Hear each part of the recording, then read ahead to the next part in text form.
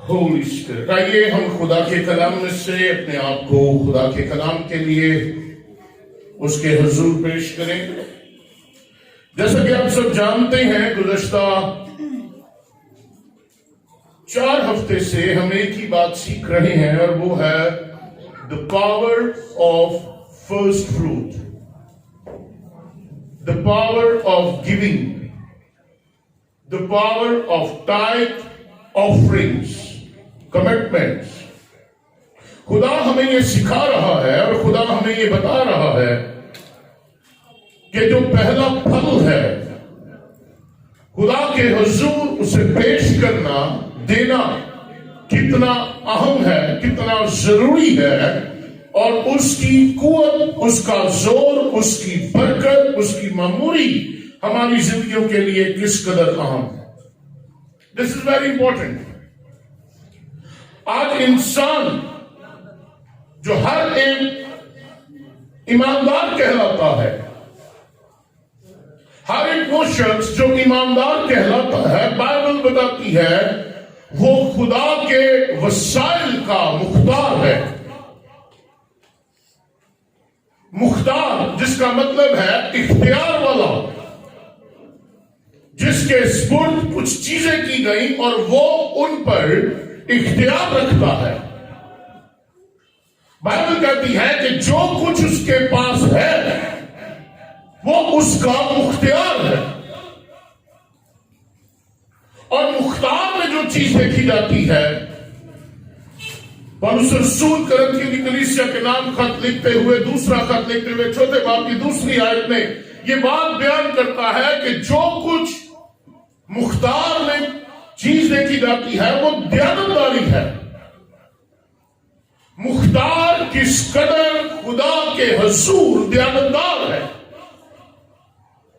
मुख्तार वो होता है जो दूसरे की मलकियत की देखभाल करता है, उसके इंतजाम को संभालता है, उसकी परवाह करता है, उसकी हिफाजत करता है। और मैं और आप इस बात को जान लें कि खुदा ने जो कुछ हमें अता किया है, व्हाटएवर वी हैव, बाइबल कहती है उन सब का मालिक वो है। हम मुख्तार हैं। ये बदन हम मुख्तार हैं, ये सेहत हम मुख्तार हैं, ये जिंदगी ये उसकी है, ये दौलत, ये शोहरत, ये नाम, ये नौकरियां, ये कारोबार, ये घर, ये बंगले, ये कोठियां, ये जेवरात, ये मकाम, ये हैसियत, जो कुछ भी है उनका मालिक खुदा है। इस बात को जानना जरूरी है और बड़े गौर से इसको अपनी जिंदगी का हिस्सा बना ले कि खुदा की नेमतों को बढ़ाना और उनको घटाना ये हमारे हाथ में है। हम किस कदर खुदा की दी हुई नेमतों को मल्टीप्लाई करते हैं या किस कदर हम उन्हें डिडक्ट करते हैं, उनमें कमी लाते हैं, घाटा होता है, हम उन्हें बर्बाद कर देते हैं, ये हमारे हाथ में है। गुज़श्ता 4 हफ्तों में हमने ये बात सीखी। पहली बात खुदा ने हमें सिखाई, सब चीजों का मालिक वो है। दूसरी बात हमने सीखी, हम खुदा की चीजों के मुख्तार हैं। और तीसरी बात हमने ये सीखी कि अगर खुदा हमारी जिंदगी में पहला फल नहीं तो वो हमारा खुदा नहीं, और अगर वो हमारा खुदा नहीं तो फिर कोई बरकतें नहीं, कोई मेहरबानी नहीं, कोई फेवर नहीं, कोई तरक्की, कोई सरफराजी नहीं। और आज खुदा हमें एक नई बात सिखाने को है। लूका की इंजील उसके 21वें बाब को अगर हम खोलें, उसकी पहली 4 आयत को पढ़ें तो वहां पर हमें एक कहानी मिलती है जो शायद हम बचपन से सुनते आए हैं। और इस कहानी का जो उन्वान या मजमून बाइबल में दिया गया है वो है एक बेवा का नजराना। 21वें बाब की लूका की इंजील उसके 21वें बाब की पहली आयत से पढ़ूंगा। लिखा है, फिर उसने आंख उठाकर उन दौलतमंदों को देखा जो अपनी नजरों के रुपए हैकल के खजाना में डाल रहे थे, और एक कंगाल बेवा को भी उसने 2 दमड़ियां डालते देखा। उस पर उसने कहा, मैं तुमसे सच कहता हूं कि इस कंगाल बेवा ने सबसे ज्यादा डाला, क्योंकि उन सब ने अपने माल की बहुतायत से नजर का चंदा डाला, मगर उसने अपनी नादारी की हालत में जितनी रोजी उसके पास थी सब डाल दिया। खुदा यीशु मसीह की खिदमत में देने की तालीम एक बड़ा भेद और नस्ल इंसानी के लिए सरफराजी हासिल करने का एक बड़ा राज है। खुदा यीशु मसीह ने अपनी तालीम में कहीं पर भी ना देने के हवाले से बात नहीं की, बल्कि हमेशा देने की बात की। और आज इस औरत की कहानी जो मैं और आप पढ़ रहे हैं, यह हमारी जिंदगियों से मुताबिकत रखती है। अगर हम अपनी जिंदगी पर गौर करें तो हमारी हालत भी इससे कुछ अलग नहीं। इस कहानी को लिखने वाला, इस किताब को लिखने वाला लूका एक तबीब था। बाइबल बताती है कि वो आला तालीम याफ्ता और एक मजहबी शख्स था, एक दिलकश किरदार का मालिक, अंताकिया का रहने वाला। और लूका की इंजील और अमाल की किताब, इन दोनों का जो राइटर, मुसन्निफ, वो एक ही है और वो लूका है। कई लोग लूका रसूल कहते हैं, but he was not apostle. वो शागिर्दों में से नहीं था, ईमानदार था, मजहबी शख्स था, बट नॉट अपोस्टल। इस इंजील में लूका यीशु के बारे में नजात दहिंदा के तौर पर जोर देता है, और इस कहानी का जो लिखने का मकसद वो भी यही है कि वो यीशु के बारे में बताना चाहता है कि लोग यीशु मसीह के वसीले ही से अपनी गुर्बत और मफलसी से निजात पा सकते हैं। There is no another way। आप मफलसी की हालत में हैं, गुर्बत की हालत में हैं, आप जरूरतमंद हैं, बंदरों में हैं, कर्जों में हैं, बेरोजगार हैं, कुछ भी है, आपकी निजात, आपकी रिहाई, आपकी बहाली इस बात में है कि यीशु मसीह आपकी जिंदगी में हो। और जब हम अपनी मफलसी और अपनी गुर्बत से निजात पावे, तो जरूरी है कि हम खुदा से अपनी मोहब्बत का इजहार करें, ना सिर्फ लफ्जी तौर पर। कितने लोग खुदा से मोहब्बत रखते हैं? जुबानी नहीं, अमली तौर पर। लूका की इंजील अमली मोहब्बत की बात करती है, practical love, love with action, no theory. किताबी बात नहीं, लिखी हुई बात नहीं, लफ्जी बात नहीं। I love Jesus, that's good, अच्छी बात है, लेकिन मैं खुदा की मोहब्बत के लिए क्या कर सकता हूं? मैं खुदा की मोहब्बत में क्या कर सकता हूं? खुदा ने जहां से ऐसी मोहब्बत रखी, उसने अपना इकलौता बेटा बख्श दिया। क्या मैं अपना इकलौता बेटा खुदा के लिए दे सकता हूं? क्या मैं अपनी इकलौती बेटी खुदा के लिए दे सकता हूं? क्या उसके बेटे ने कुर्बानी दी? क्या मैं अपने बेटे को उसके लिए कुर्बान कर सकता हूं? अमली मोहब्बत, अगर इस कहानी पर हम गौर करें और इस औरत की हालत पर निगाह करें, तो इस औरत की हालत हमारे सामने जाहिर है। कंगाल बेवा, पहली ये बेवा है, दूसरी बात कंगाल गुर्बत से मारी, तीसरी बात ये नादार है, और चौथी बात ये गरीब है, मांगने वाली। लेकिन इस बेवा के देने के अमल ने इस औरत को बाइबल मुकद्दस में एक सुनहरा मकाम दिलवा दिया। जस्ट वन एक्शन, एक काम किया, सिर्फ एक अमल किया, और उस एक अमल ने इसको बाइबल के हीरोज में शामिल कर दिया।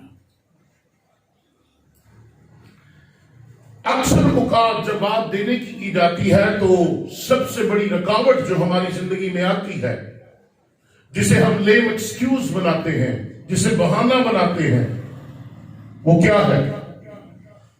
गुर्बत। मेरे पास इतने सोर्स नहीं, मेरे ऐसे हालात नहीं, बड़ा मुश्किल है, अभी मैं कैसे दे सकता हूं? अभी तो गल्ले दिए हैं, अभी 26 की मीटिंग है, अभी क्रिसमस है, अभी और बहुत कुछ है, मेरे बच्चों के कपड़े हैं, मेरे खानदान की जरूरतें हैं, मैं कैसे खुदा को दे सकता हूं? लेकिन याद रखें, गुर्बत हमारे देने की राह में रुकावट नहीं, बल्कि हमारे रवैये हैं जो हमें देने से रोकते हैं। हमारी नीयत है जो हमें देने से रोकती है। अक्सर हम गुर्बत को ढाल बनाकर अपने ईमान का कदम बढ़ाना नहीं चाहते। हो पादी साहब, आपको तो मेरी जरूरतों का पता ही है, आप तो जानते हैं मैं किस कदर मजबूर और लाचार हूं। जब आप लाचार हैं, जब आप गरीब हैं, जब आप नादार हैं, जब आप खुद जरूरतमंद हैं, वो वक्त है आप अपने ईमान का कदम बढ़ाएं। वो वक्त है आप अपने ईमान का अमल जाहिर करें। वो वक्त है आप अपने ईमान की कुव्वत को खुदा के हुजूर जाहिर करें।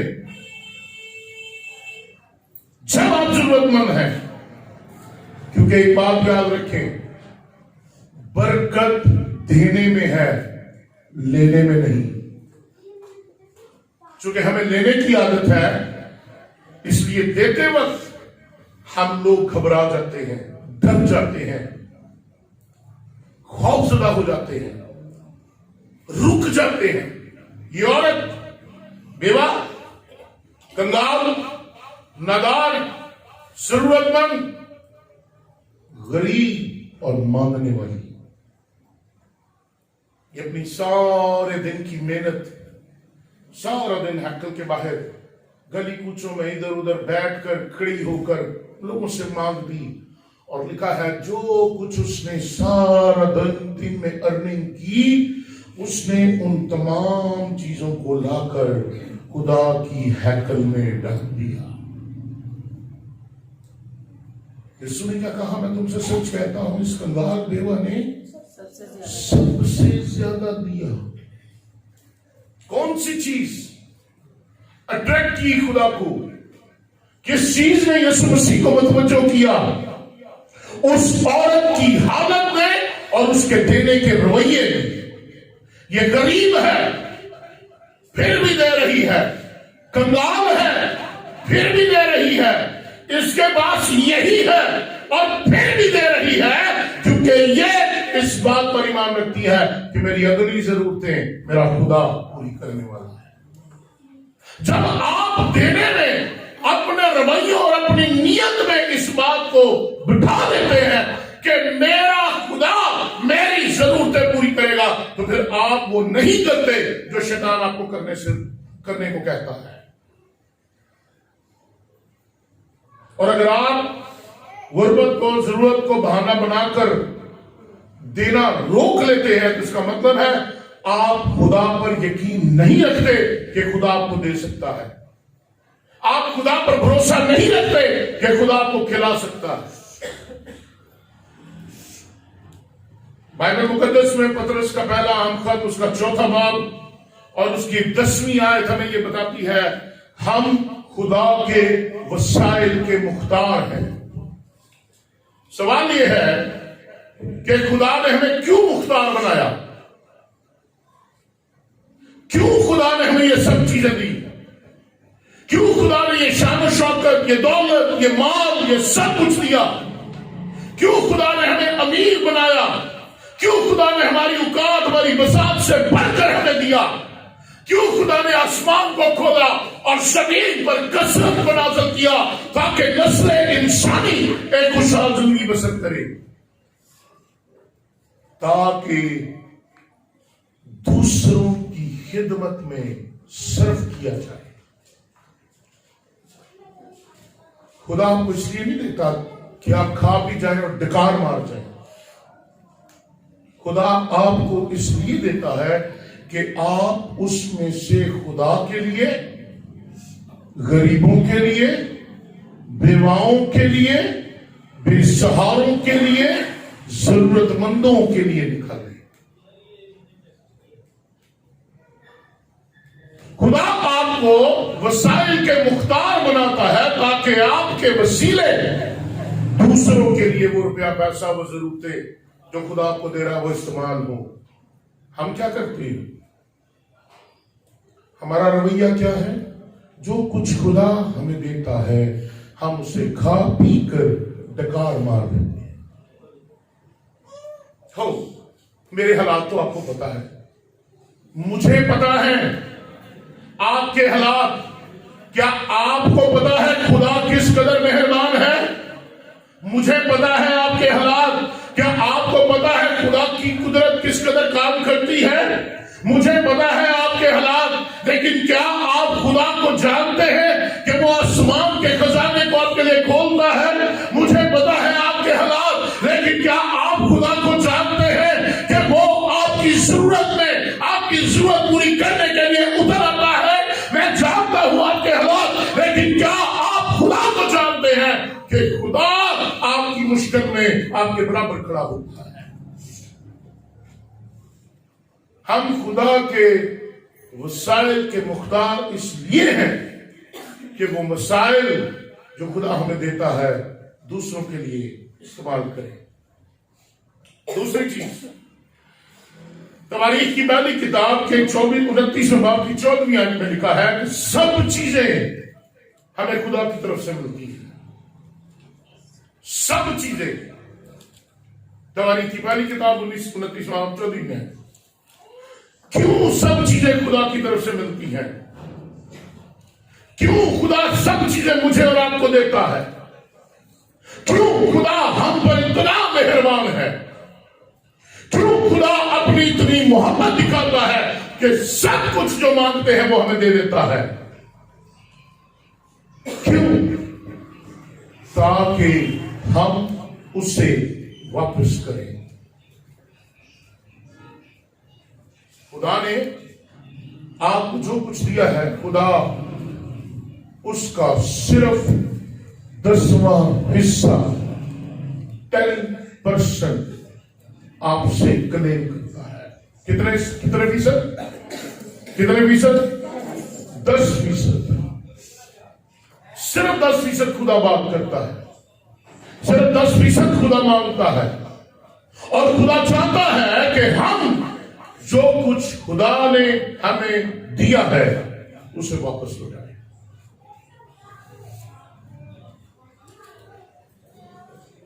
याकूब के खत के पहले बाब की 17वीं आयत में लिखा है कि हर एक कामिल इनाम और अच्छी चीज नूरों के बाप की तरफ से मिलती है। कहां से मिलती है? आसमान से।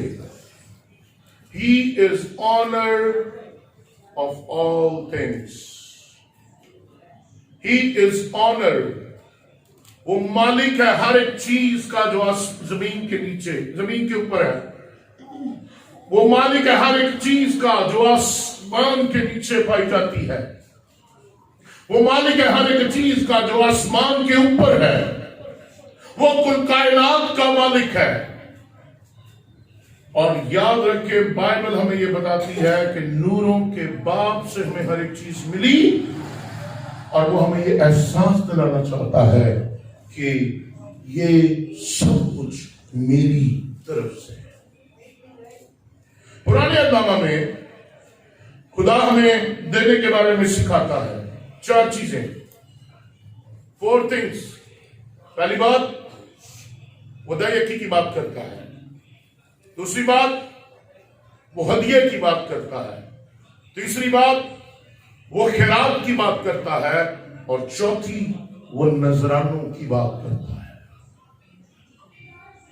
दयकी खुदा का हिस्सा, खुदा की हैकल के लिए। हदिये खुदा के हुजूर शुक्रगुजारी के तौर पर। खिरात दूसरों की मदद और इमदाद के लिए। और नजराने कुर्बानियों के तौर पर। आज हम दयकी देते हैं, बाकी 3 चीजें छोड़ देते हैं। हदिये देते हैं और बाकी 3 चीजें छोड़ देते हैं। खैरात करते हैं तो बाकी 3 चीजें छोड़ देते हैं। और नजराने देते हैं तो भी बाकी 3 चीजें छोड़ देते हैं। हम कभी भी अपनी जिंदगी में इन 4 चीजों पर खड़े नहीं होते। खुदा हमें किन किन चीजों के बारे में सिखाता है कि हमें देनी है? 10वां हिस्सा रुपए पैसे का, आटे का, फल, लकड़ी, जानवर और हर एक शय जो आपकी जिंदगी में खुदा आपको देता है, हर एक माल जो खुदा आपको देता है। आज लोग हालात से डरे हुए हैं। कोरोना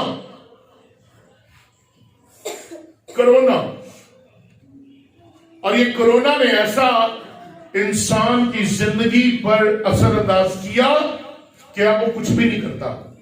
क्यों? क्योंकि उसने रट्टा लगा लिया कोरोना। उसने कहा करो ही ना, दुआ चर्च में कोरोना करो ही ना, चर्च ही ना जाओ। यही क्रूसेट में जाना है, कोरोना करो ही ना। दैनिकियां देनी है, हालात बुरे, करो ही ना।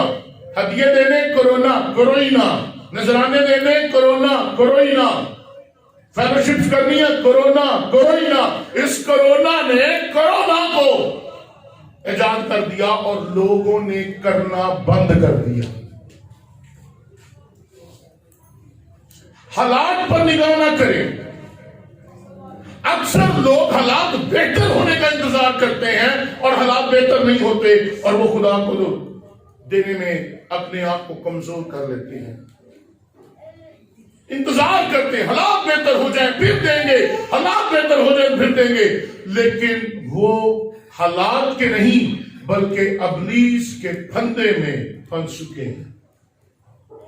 अबलीस रोकता है, भाई मेरा कर्जा की नहीं देते, अब आदमी साहब मिला तो चलिए कर्जा चढ़ा बंद रहा, कर्जा उतर जाए।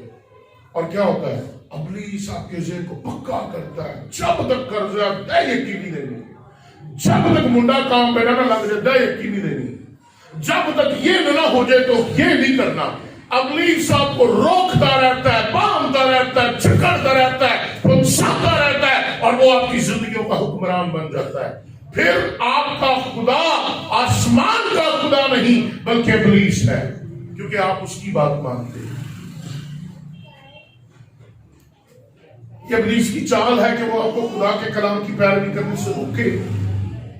यह इब्लीस की चाल है कि वो आपको खुदा के कलाम की फरमाबरदारी करने से रोके। अगर आप पुराने अहदनामा में इसहाक की जिंदगी पर गौर करें तो बाइबल हमें यह बताती है कि इसहाक ने काल की हालत में भी बीज बोया। वो अपना 10वां हिस्सा खुदा के हुजूर लाता है, खुदा को देता है। खुदा ने उसे याद किया, उसके बीज पर बरकत दी। और ये क्या था? ये उसके ईमान का इजहार और उसके ईमान का रवैया था। काल जब सब जगह खुशकी है, सब चीजें बंद हो चुकी, कोई फसल नहीं, कोई काश्तकारी नहीं, कोई पैदावार नहीं, कोई इनकम नहीं, कोई कारोबार नहीं, सब कुछ बंद है। इसहाक अपना 10वां हिस्सा खुदा को दे रहा है। इस बेवा का भी खुदा पर ईमान था। इस बेवा ने इंसान पर नहीं बल्कि खुदा पर तवक्कल किया। अब्राहम ने, अगर आप अब्राहम की जिंदगी पर गौर करें, बाइबल बताती है कोई सीना पर शरीयत मिलने से कई सदियों पहले उसने मलकीसदक को 10वां हिस्सा दिया।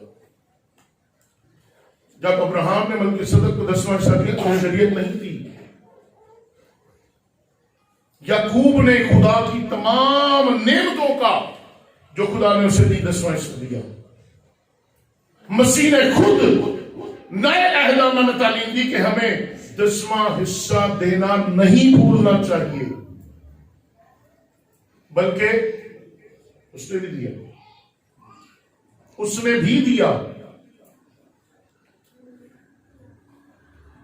यह एक फरीजा नहीं है, यह एक फर्ज नहीं है, बल्कि ईमानदारों के लिए एक इजाज है।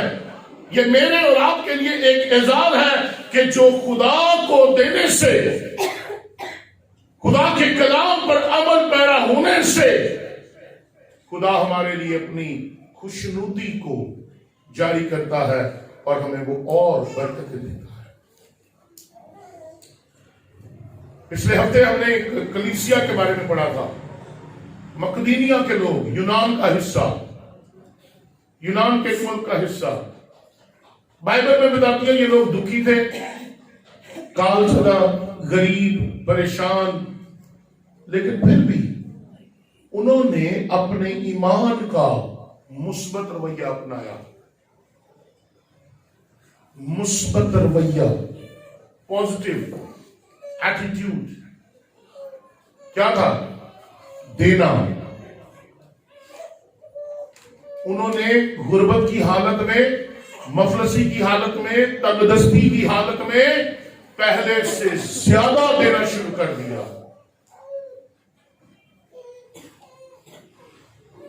आज अक्सर लोग कहते हैं हम तो हैंड टू माउथ है।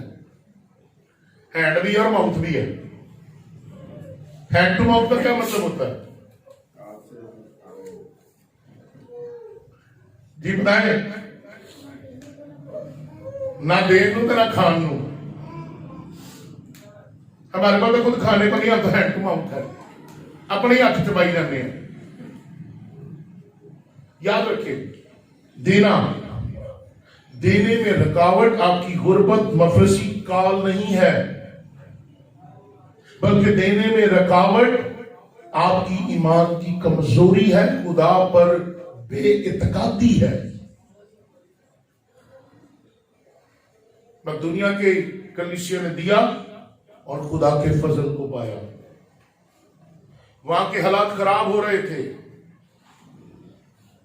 ऐसे में लोगों की हालत,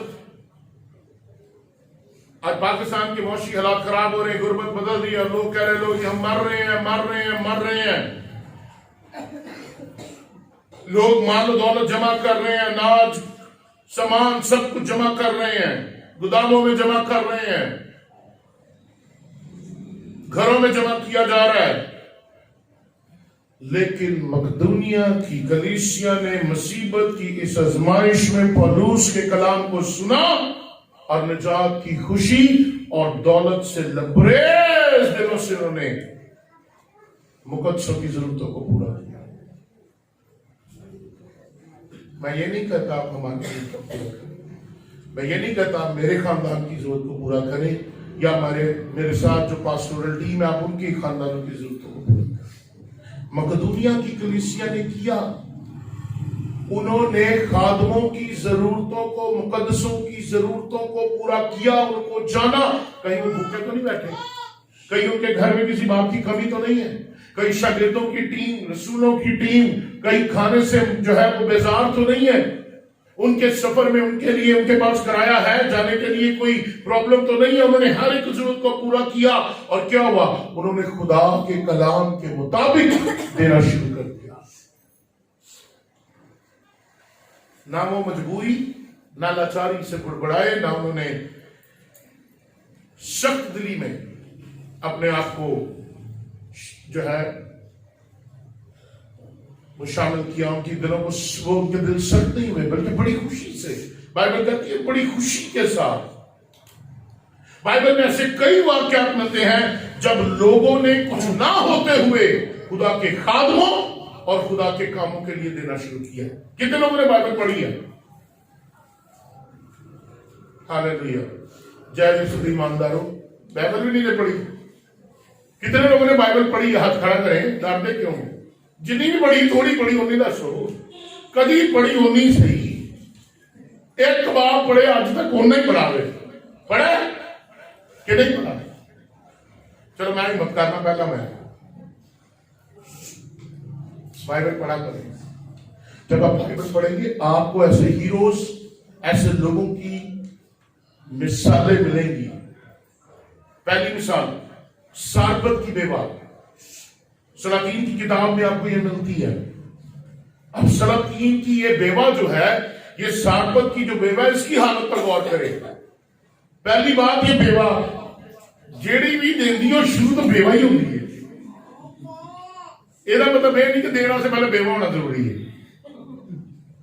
दूसरी बात, जो देता है उसका दूसरा जो पहलू होता है वो गरीब होता है, यानी गरीब होना बहुत जरूरी है। मुबारक है मुझे दिल के गरीब है। क्यों? क्योंकि वो खुदा को देखेंगे और कुछ भी बोल दो, जलाल खुदा भी मिलना दे। मुबारक है वो जो गरीब है, मुबारक है वो जो मुफलसी की हालत में, मुश्किल की हालत में है। मुबारक है वो जो लाचारी और नादारी की हालत में है, क्योंकि वो सबसे पहले खुदा पर भरोसा करते हैं। सारपत की बेवा के पास खुदा का खादम आया, खुदा ने उसे वहां भेजा और खुदा के बंदा ने उस बेवा से कलाम किया, जा मेरे लिए पहले कितनी रोटियां बना ला है, एक फुलका। तो मैं किसी के घर जा मतलब कि परेशान हो जाता नहीं, देखना बनना ही कुछ नहीं। अज तक 3 पराठे 4 पराठे चलणगे, तो मैनू कोई पूछता ही नहीं। एक फुलका बना ला, एक फुलका। उस औरत ने क्या कहा? किसी को याद है? मेरे पास एक मुट्ठी आटा और कुप्पी में थोड़ा सा। लेकिन फिर भी उस औरत ने ना आटे पर निगाह की, उस औरत ने ना तेल पर निगाह की, बल्कि उस औरत ने यहोवा यरी पर निगाह की। Hallelujah, hallelujah. उस औरत ने यहोवा यरी पर, जिंदा खुदा पर तवक्कल किया, भरोसा किया और बाइबल में अपना नाम लिखवा दिया। दूसरी बेवा, दूसरी गरीब औरत जो देने के वसीले से बाइबल में आ गई, उसका नाम लिखा गया। दूसरी मिसाल, एक छोटा सा बच्चा, कम वसाइल, मुट्ठी भर उसके पास चीजें, क्या थी? 5 रोटियां। जैसे उसने कहा मुझे उनकी जरूरत है किसी के पास? है भी नहीं? किसी के पास कुछ है जो मुझे इस वक्त खाने को दे? है किसी के पास कुछ? और जो कुछ ऐसी हो सारे बच्चे चौक के लाएंगे। जो के बच्चे बहुत सियाने, उस नाल ही लैके पाली सब खाने। नहीं, वो खा के गए हैं, वो तो मिठाई पड़ी है वैसे। उस बच्चे को पता चला मेरे खुदा को जरूरत है, he needs something। दौड़ा दौड़ा आया और आकर कहता है मेरे खुदा, ये 5 रोटियां और 2 मछलियां मेरे पास हैं। उसने अपनी भूख पर निगाह नहीं की, उसने अपनी हालत पर निगाह नहीं की, उसने जो कुछ उसके पास था उस पर निगाह नहीं की, बल्कि उसने खुदा पर निगाह की।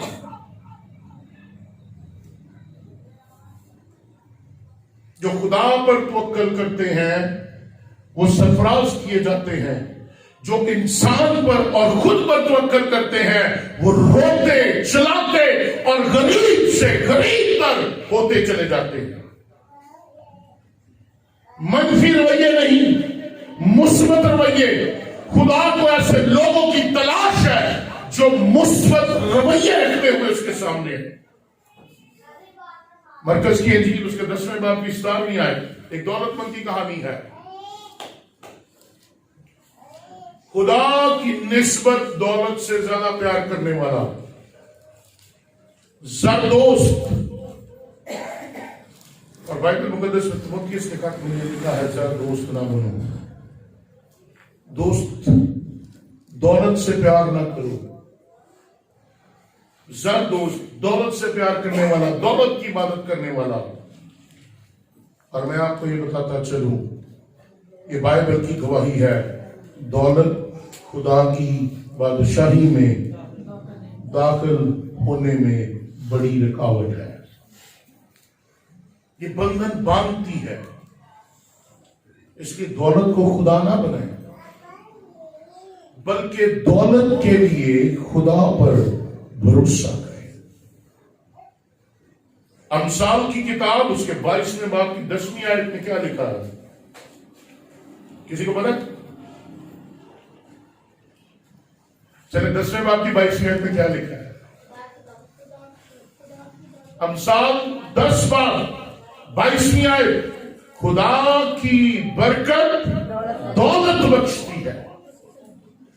दौलत खुदा की तरफ से, सरफराजी खुदा की तरफ से, मामूरी खुदा की तरफ से, कसरत खुदा की तरफ से, खुशहाली खुदा की तरफ से। इसलिए तवक्कुल करना है, खुदा पर करे, भरोसा करना है, खुदा पर करे, देखना है, खुदा को देखे, निगाह टिकानी है, खुदा पर निगाह करे, क्योंकि यहोवा यही है जो आपकी जरूरतों को पूरा करता और आपकी जिंदगी को खुशहाल बनाता है। ये जो दौलत से प्यार करने वाले ना, जो दौलत को नाप लेने वाले हैं, खुदा बताता है वो कभी खुदा की बादशाही में दाखिल नहीं होंगे। खुदा को देना ईमान का इजहार है। याद रखें, कुछ लोग दयाकी देके खुदा पर एहसान करते हैं। मैंने ये भी देखा है, बड़ा एहसान करते हैं खुदा को दयाकी देख, मैं बड़ी ईमानदारी ना दी, बाकी काम की चढ़ाए उन्होंने चले थे। दयाकी के सिलसिले में बड़े ईमानदार होते हैं और बाकी हर काम में बददयानत होते हैं। दयाकी से बरकतें खरीदी नहीं जा सकती। सुन ले, दयाकी देने वालों, दयाकी देने से बरकतें खरीदी नहीं जा सकती। अक्सर सवाल होता है, पैसे तो बड़ी दयाकी देना, फिर भी हालात नहीं बदलते। भाई तुझे पास बदलना, खाली दयाकी ना बदल। हम दयाकी दे के ईमानदार बन जाते हैं और चाहते हैं खुदा बहुत कुछ कर दे। नो, खुदा और एरियाज में भी आपको चेक करता है। इसलिए बता रहा हूं, दयाकी देने से सिर्फ बरकतें नहीं खरीदी जा सकती। इस अमल से ईमान का इजहार करके हम सिर्फ बरकत के वारिस बन सकते हैं, सिर्फ वारिस बन सकते हैं। मिलाकी नबी की किताब 3 बाब 10वीं आयत, अपनी पूरी दयाकी जखीरा खाना में लाओ और उससे मेरा इम्तिहान करो कि मैं आसमान की बरकतें, आसमान के दरीचे खोलकर तुम पर अपनी बरकतें बरसाता हूं इस कदर कि तुम्हारे पास रखने के लिए। ये सिर्फ कुंजी है आसमान खोलने की, गारंटी नहीं कि बादशाही में दाखिल हो जाएंगे। खुदा आपको 100% देता है और वो कहता है कि 90% तुम अपने पास रखो और सिर्फ 10% तुम मुझे दो। क्योंकि खुदा का तरीकाकार यह है कि जो 10% आपने खुदा को दिया, खुदा उस पर बरकत देता है और पिछले 90 को बीच में ऐड करके आपको डबल 100% डबल कर देता है। इस जमीन पर 100 गुना और आने वाले जहान में हमेशा की जाएगी।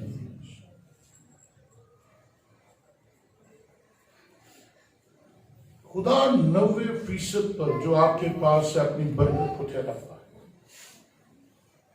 लेकिन कुछ लोग इसके बरक्स 10% बचाकर अपने 90% पर बेबरकती या लानत ठहरा लेते हैं। तुमने मुझे ठगा,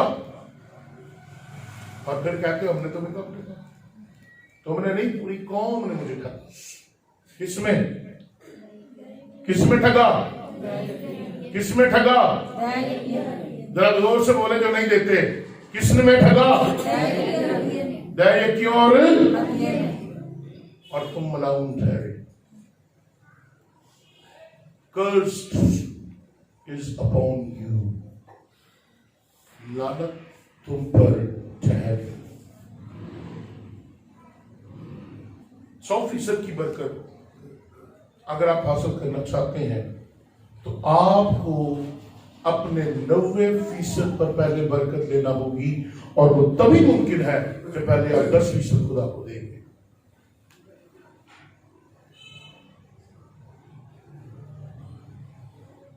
आप 100% की बेबरकत दौलत से 90% की बाबरकत जिंदगी, बेहतर जिंदगी बसर कर सकते हैं। आज बहुत से लोग इस चीज को समझ नहीं पा रहे। खुदा का एक वादा है जो मेरी और आपकी जिंदगी के लिए है।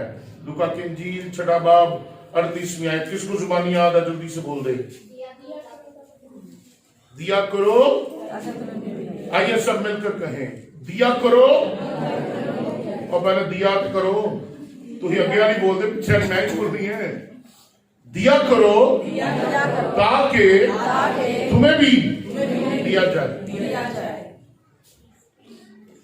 पहले दिया करो, पहले लिया करो का नाम नहीं है। पहले दोगे तो मिलेगा। इस बेवा औरत ने खुदा से अपनी मोहब्बत का इजहार किया।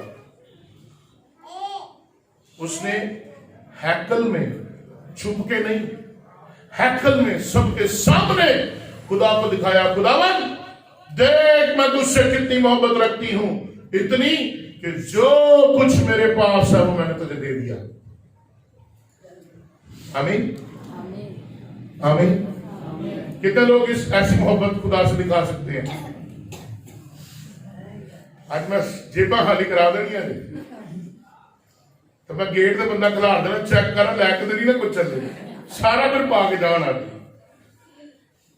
जिन्हें जिन्हें सोना पाया यार मैं लवा लेना। इन्होंने कान भी खाली करा, गले भी खाली करा।